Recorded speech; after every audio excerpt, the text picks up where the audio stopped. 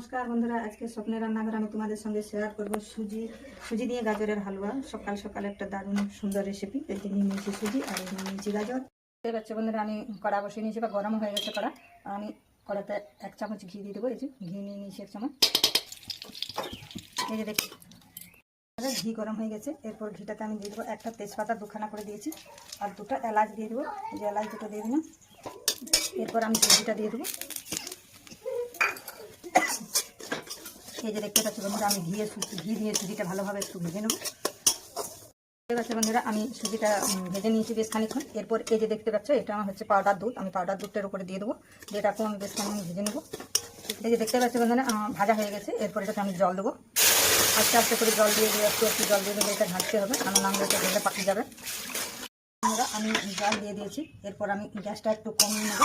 কমিয়ে একটু আস্তে আস্তে করে এটা ভেজে নিতে হবে, কারণ যে ডেলাগুলো যে পাখি ছিল সেই ডেলাগুলো তাকে আস্তে আস্তে করে ভেজে নিতে হবে, ভেঙে যাবে। এরপর আমি দিয়ে দেবো গাজরটা। ওর থেকে আমি গাজর দিয়ে দিলাম,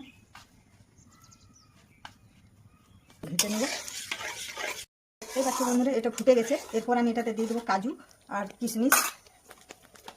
এগুলো কিশমিশগুলো দিয়ে দেবো, আর দিয়ে দেবো কাজু। এই যে নিয়ে নিয়েছি কাজু। যেটা বেশ আস্তে আস্তে করে নাড়াচাড়া করতে হবে, কারণ তলাতে ধরে যাবে। এই যে দেখতে পাচ্ছি বন্ধুরা, এটা ফুটে একদম আঠা আঠা হয়ে গেছে। এরপর আমি চিনি একটু গুঁড়ো করে রেখেছি, চিনিটা, সেই চিনির গুঁড়োটা উপর থেকে দিয়ে দেবো। পরিমাণ মতো দেবো, কারণ যেন মিষ্টি হয়। এটা ছেলে বুড়ো সবারই খাওয়া চলবে, সকাল বিকাল।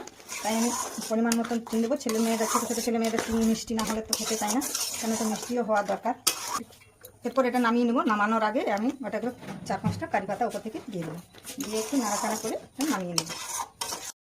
এই যে দেখতেই পাচ্ছ বন্ধুরা, সুজি গাজরের হালুয়া কি সুন্দর হয়েছে। সকাল সকাল সুন্দর একটা রেসিপি দেখতেই পাচ্ছ। তো যদি তোমাদের এই হালুয়াটা ভালো লেগে থাকে, একটা লাইক, একটা সাবস্ক্রাইব করবে।